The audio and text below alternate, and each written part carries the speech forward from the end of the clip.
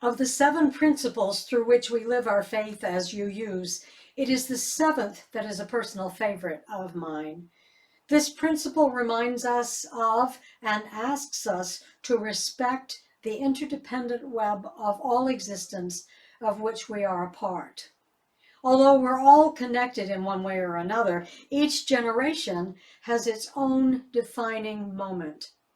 The day Pearl Harbor was attacked, the day John F. Kennedy was shot in Dallas, followed by the assassinations of Martin Luther King and Robert Kennedy, the September 11th attacks, the explosion of the Space Shuttle Challenger, the COVID-19 pandemic, the Great Awakening to the evils of white supremacy and systemic racism, the president who would not admit defeat, the January 6th attack on the U.S. Capitol, the burgeoning effects of climate change as seen in the frigid weather disaster in Texas this past week.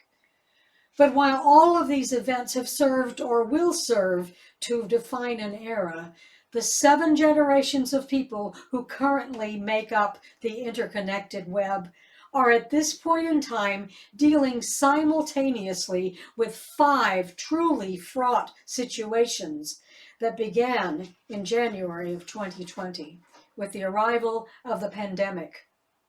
Any one of these events would be difficult enough to deal with in and of itself, but the fact that they've come tumbling relentlessly, one after another, in such rapid succession, defies comprehension. And while we're muddling through, trying to make sense of it all, there's a constant stream of little things that follow along like ducks following their mother, only they're not cute and fuzzy. More than a manageable amount of these ugly duckling experiences revolve around personal losses. Losses that we either deal with at the time they occur or put out of mind to deal with at a later date. The bulk of these losses come out of or are interwoven with our perceptions of a way of life that we thought would go on forever, with most changes happening slowly over time in palatable portions. But what we got instead was change in bold capital letters with flashing lights around it and sirens blaring. We are in the midst of a mass trauma event, the first one since World War II. What trauma is about is events and their effect on the mind, but what separates it from something merely stressful is how we relate to these events on a deep level of belief. These days, belief systems are on shaky ground at best, as we try to tread carefully amongst the wreckage of what we always thought to be true and lasting. The normal ways we deal with illness, death, and grief have been totally disrupted by the pandemic. This radical change has broken open our healthcare system, our economy, our social beliefs and customs, our political system. We can only pray that eventually a fresh wind will blow away the mess we've made of things, and light and insight will sink in, because there's really no going back to the good old days.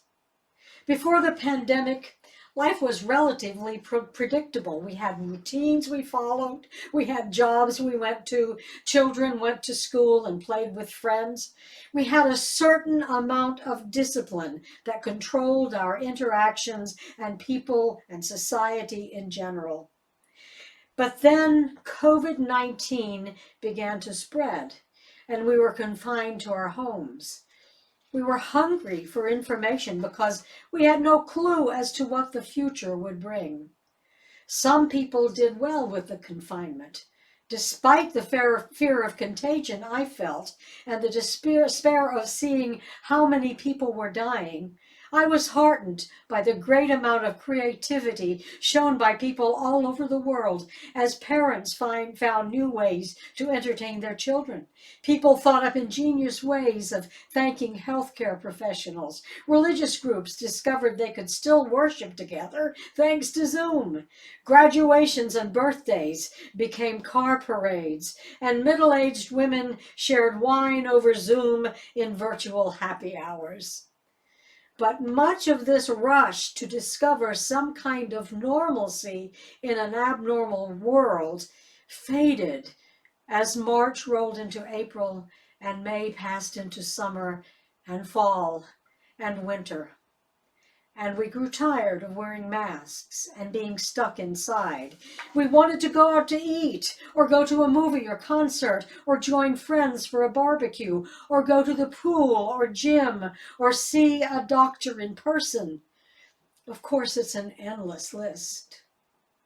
You know, when a woman gets pregnant, she knows she's going to give birth in around 9 months. And it's relatively easy to live in a state of expectation for that length of time.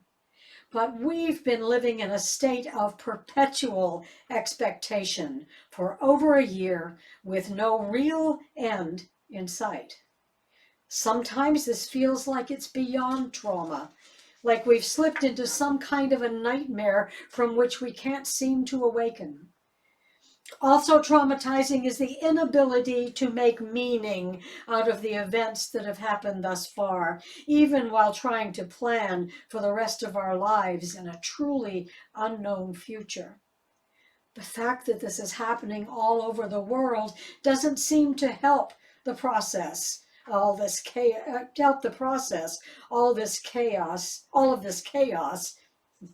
The fact that this is happening all over the world doesn't seem to help process all of this chaos or deal with the grief we're all experiencing as a result of losses, large and small. In a blog post entitled "Grief, the Deep River of the Soul," psychologist Clara McLaurin says, many people move to numbness, rage, acrimony, distraction, or dissociation. Many people will do anything but drop and grieve when death or irretrievable loss occurs. But avoiding loss doesn't help. In fact, it only makes things worse. We trick ourselves into thinking that we can guard ourselves against all pain if we just refuse to grieve. In that refusal, however, we make a tragic mistake, and each death and each loss, because we don't feel it properly, just stacks itself on top of the last death or loss, like papers on a disorganized desk, until we're filled with unfelt, unlived, unresolved losses and deaths. Without the ability to grieve, we are repeatedly traumatized by loss and death. McLaurin says that we are living with grief impairment. I think this goes back to vulnerability avoidance and the urge or need to appear strong and unfazed by our losses. We as a nation and as a world are amassing a huge accumulation of undealt with losses.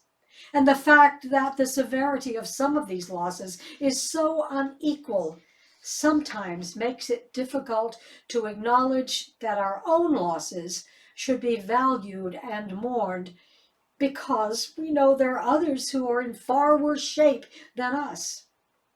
But it's wrong to trivialize our own struggle. It is more than okay to acknowledge our pain. It's more than okay to mourn our losses, however inconsequential they might seem in the grand cosmic scheme of the pandemic. It's okay to rage and cry and get it out of our system, at least for a while, because it will come back. But each time it does, it will be a little easier to deal with. Grief and mourning are sacred rituals that we must perform with some regularity in these times in order to enter the healing process. We should begin by acknowledging our vulnerability and realizing that we are breakable human beings who deserve self-care. Emotional discomfort can lead to emotional growth if we embrace that discomfort and work through it. We should draw some comfort in the knowledge that, as a part of the interdependent web of all existence, we are not alone. We are each one of many who are working through losses and moving toward the personal growth that leads to healing. There's still so much good in the world. We may just need to focus a little more sharply to find it. French author Colette has written, "It's so curious. One can resist tears and behave very well in the hardest hours of grief. But when someone makes you a friendly sign behind a window, or one notices that a flower that was in bud only yesterday has suddenly blossomed, or a letter slips from a drawer, and everything collapses." My advice to you this morning is to seek out those small happenstances in your life and lean into them. Receive them as moments of grace. Let them move you to tears with the fullness of their beauty, and allow them to lead you into your losses with the knowledge that there is good in the world, and that by opening ourselves to it, we will discover that healing is on its way. We must never take for granted the goodness and blessing that is life. May your life be blessed. Amen.